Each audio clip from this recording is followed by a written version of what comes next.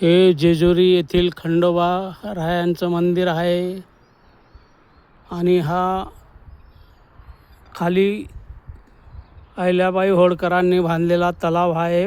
दगडांनी बांधलेला खूप मोठा तलाव आहे. खूप मोठा परिसर आहे हा तलावाचा आणि पूर्ण दगडांनी बांधलेला आहे.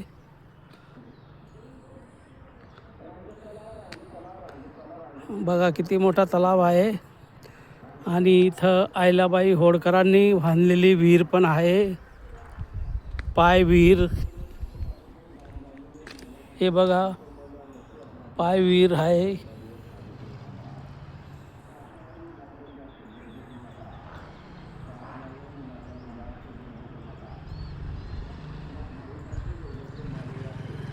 ही पाय विहीर आहे.